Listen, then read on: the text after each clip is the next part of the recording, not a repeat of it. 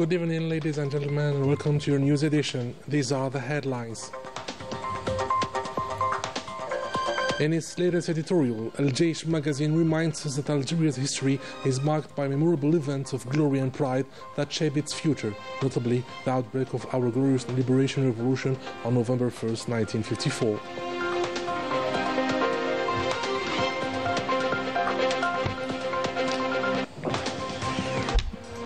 Once again, Algeria is ready to host a major event, the fourth edition of the African Startup Conference. The actors and leaders of the entrepreneurial ecosystem will gather to reshape the economic transformation in Africa.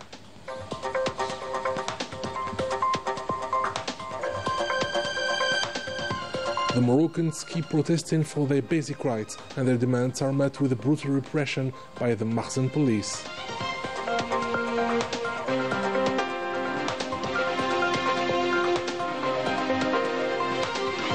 And the book fair has ended, leaving a positive impact as cultures from all over the world were present. Algerian and international authors gathered to present their latest books, and the visitors expressed themselves on traditional and e-books. Welcome back. In its November editorial, Al-Jaish magazine reminds us that Algeria's history is marked by memorable milestones and events that have brought glory and pride to the country and shaped its future. One of these significant events was the outbreak of our glorious liberation revolution on November 1st, 1954, the 21st anniversary of which we commemorate this year. More details with Daniel Bahri. In its editorial, Al-Jaish magazine says that the revolution of November 1st, 1954 is a great and lasting story, a key moment in Algeria's history. The text explains that the brave patriots led this fight, ready to give everything to win freedom and independence. These heroes, with their courage and strength, left a legacy that still inspires national pride today.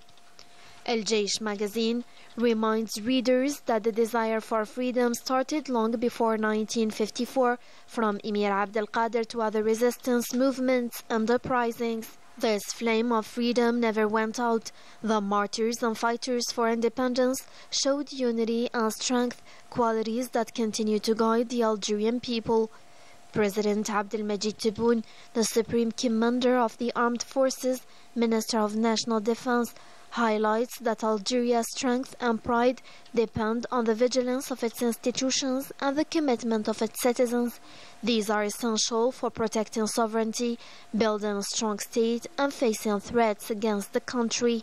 National unity is shown as the foundation for a stable and powerful Algeria. The magazine also points out the important role of the People's National Army. General Said Chengriha, Chief of Staff of the People's National Army, says the army works hard to keep trust between the people and the military. This relationship ensures safety and honors the memory of the martyrs. The article describes this bond as a special example of unity, brotherhood, and dedication, the base of Algeria's stability and strength. Finally, the editorial stresses the need to pass these values to young and future generations. Solidarity, loyalty to history, and respect for the sacrifices of the martyrs are the roots of Algeria's greatness. Every effort to protect or develop the country is part of this legacy. In conclusion, the magazine says that the unity of the people, their connection with the army, and the memory of the martyrs aren't just symbols. They are real power behind Algeria's resilience. Thanks to this heritage, Algeria remains free, strong, and proud. As part of the partial reshuffle conducted by the President of the Republic, Abdelmajid Tebboune, in the positions of governors and governors delegate, the Minister of Interior, Local Authorities and Transport, Said Sayoud, chaired on Saturday an installation ceremony for the new governors delegate of the administrative districts of Sherga, Sidi Mohammed and Dar el-Beda. The ceremony was held with the presence of the Governor of Algiers, Ahmed Abdel Rabhi, the governors of Tipaza and Ingezem, civil and military authorities, representatives of the revolutionary family and the civil society of Algiers. In his speech, Said Sayoud urged the new governors delegate to fulfill their missions with devotion, loyalty and sense of responsibility to live up to the trust placed in them by the President of the Republic to promote local development and improve the life of the citizens. We'll listen.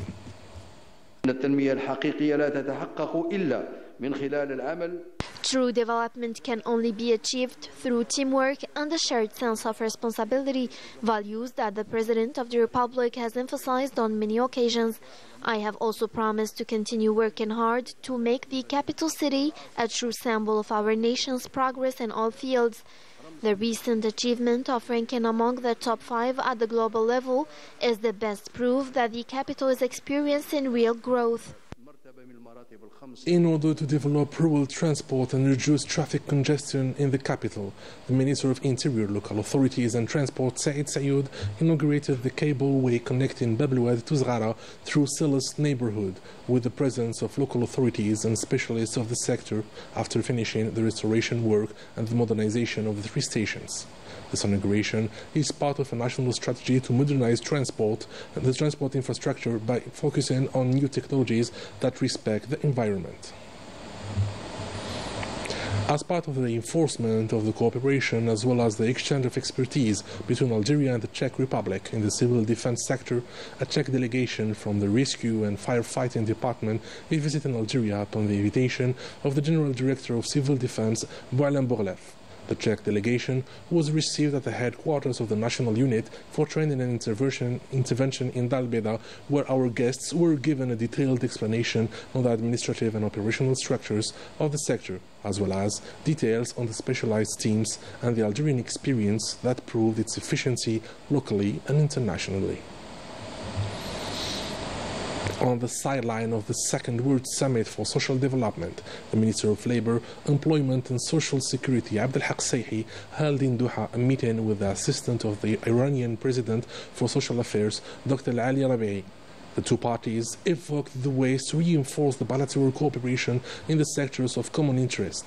Abdelhak Saihi reviewed the social policies adopted in Algeria for the benefit of the various categories of the society.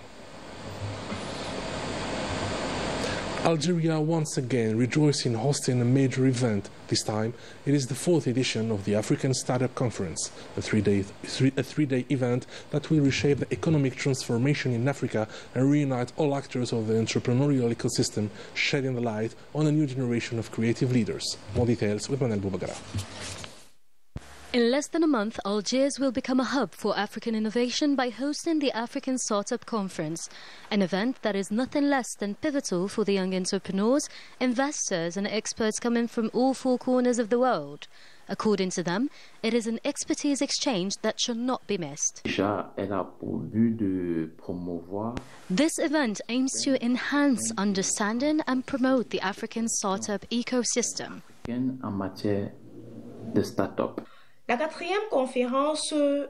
The 4th edition of the African Startup Conference, held in Algeria, is a golden opportunity that allows young startup owners to network, meet potential clients and investors through the mini-fair that will take place during the conference.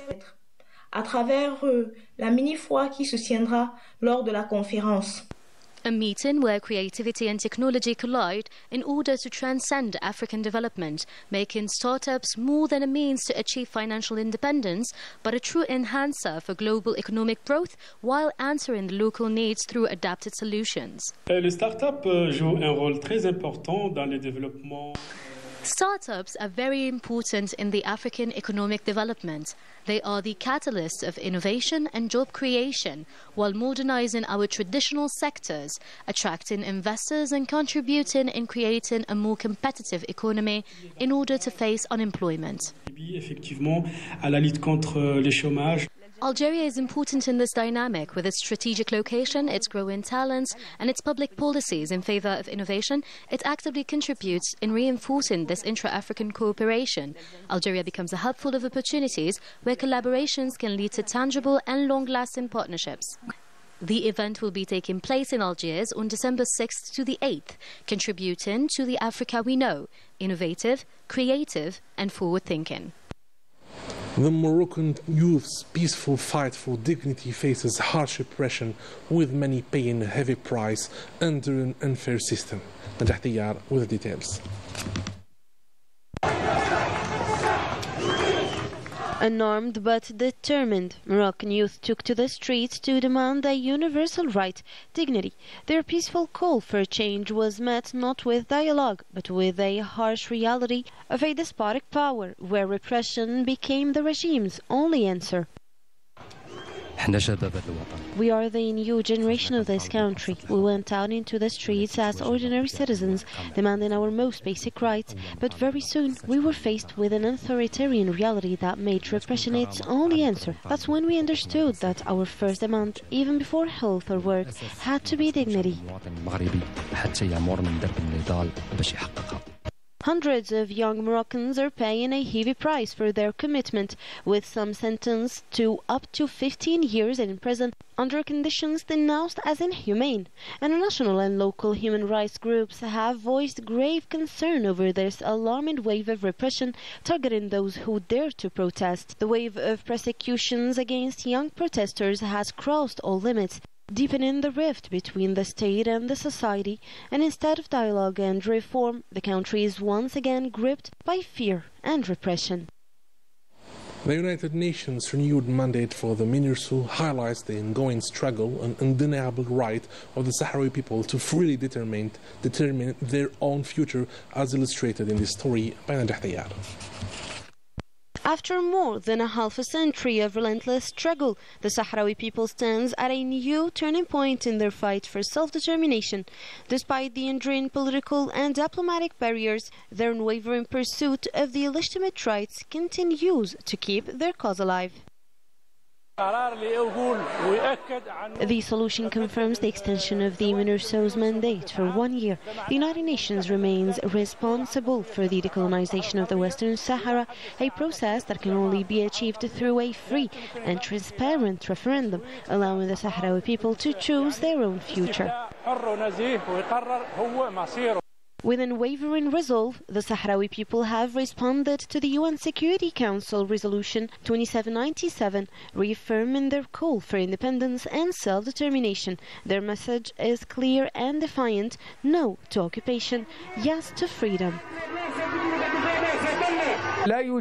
There are no predetermined outcomes. As the UN envoy Stefan de Mistura emphasized, nothing is imposed on anyone. The special envoy listens to all parties, and the new initiatives may still emerge.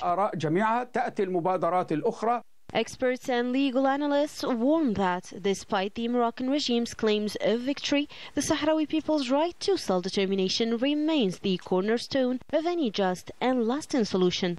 Of the United Nations mission for the referendum in Western Sahara, MINURSO, for another year.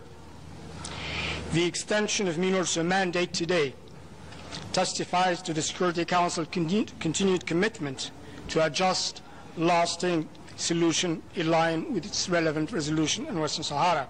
Extending the MINURSO's mandate for a full year sends a clear signal supporting a referendum and the Sahrawi people's right to self-determination, reaffirming that their future can only be decided by the people themselves.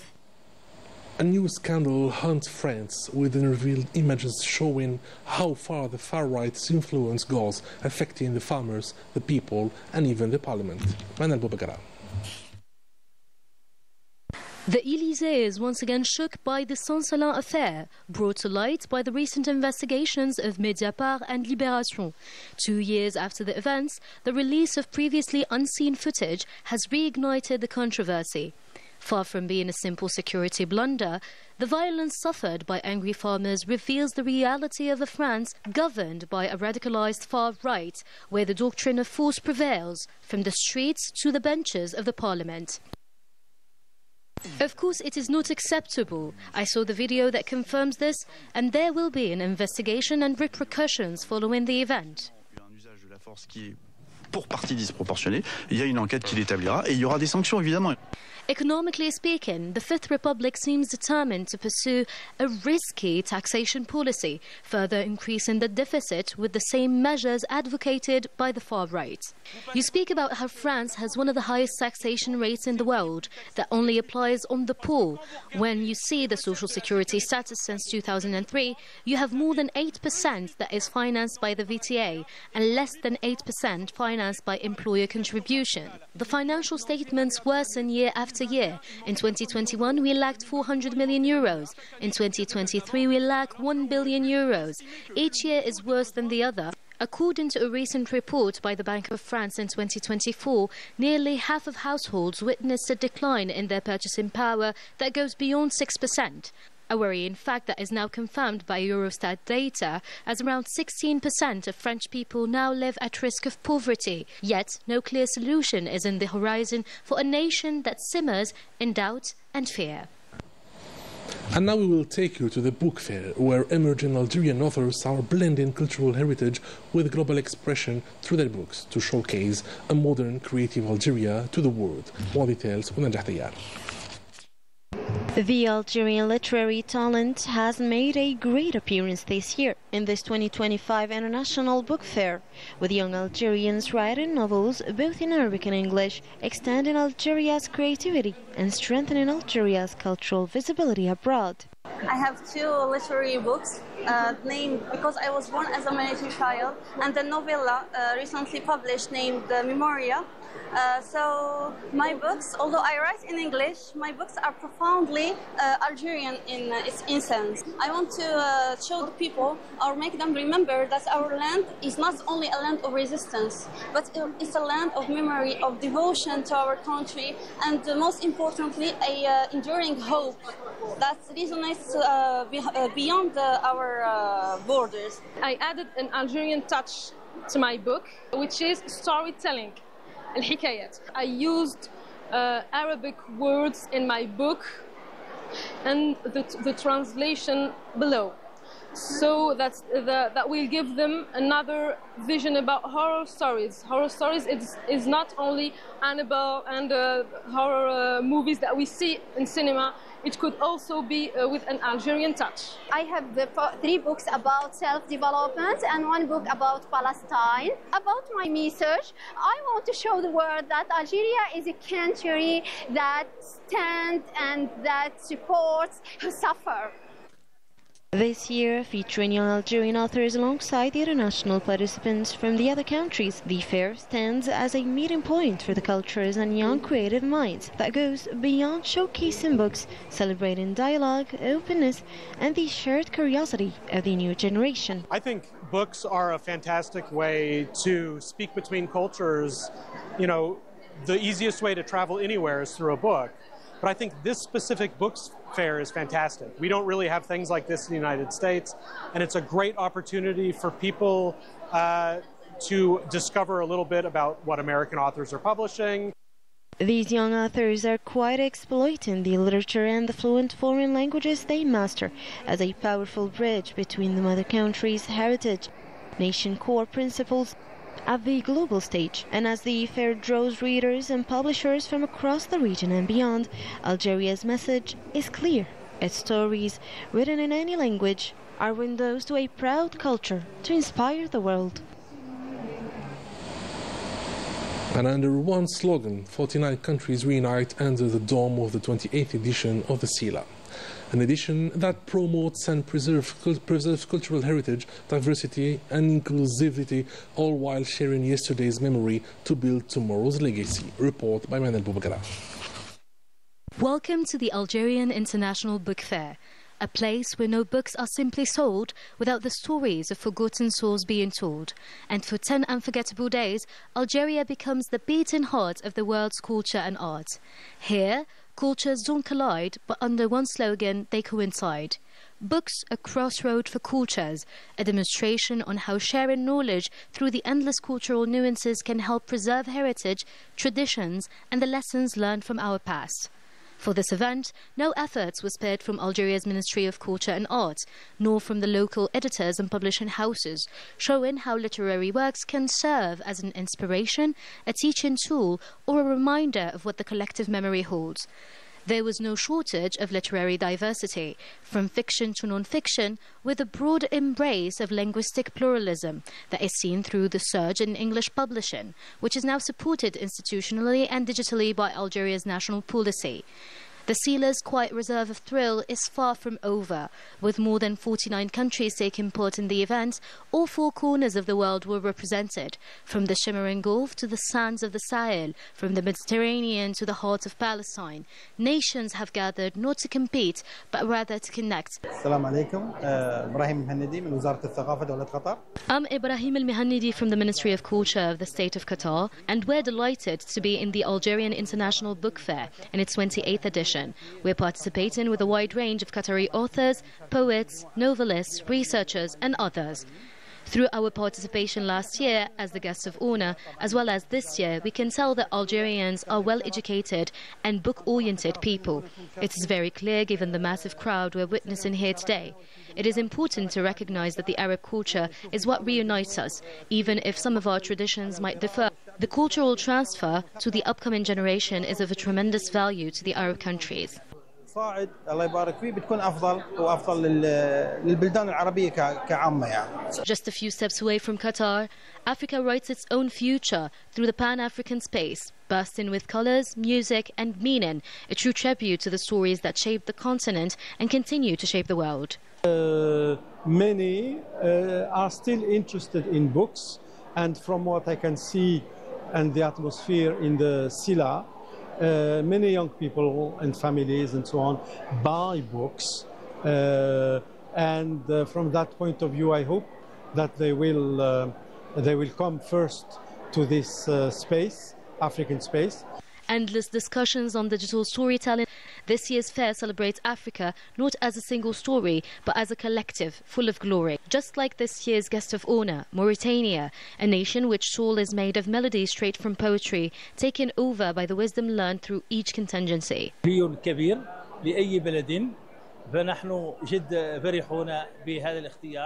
It is a tremendous honor to any country to be invited to such an event. It is truly a golden opportunity to be in direct contact with the audience and to actively see the impact the books we chose might carry, as we have acquired a special collection for this fair. We expect this edition to be a great success, just like the ones before. In the vast tide of tales that sweep through the fair, one pavilion stands as both wound and witness. Just like there is only one Mahmoud Darwish, there's only one state of Palestine.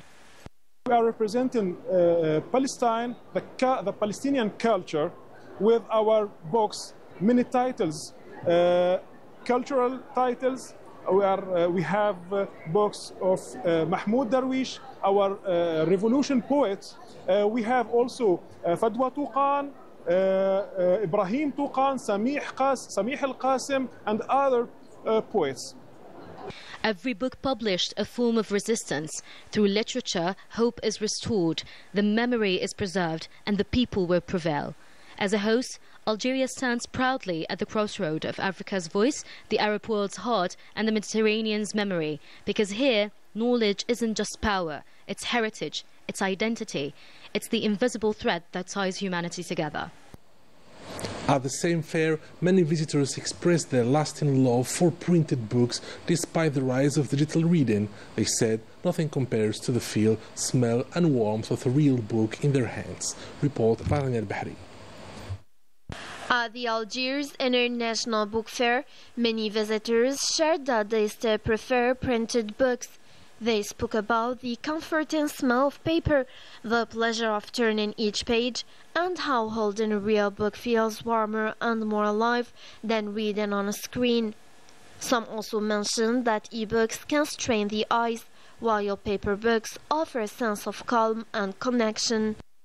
For me, as an author myself, I do read both e-books and paper books, but I do prefer paper books than e-books, just for the experience of reading and turning the pages that make it more enduring, and of course the smell of the book, and because e-books are a lot more harmful for our health as well. For others, reading a printed book is a way to disconnect. It helps them forget their phones and focus fully on the story.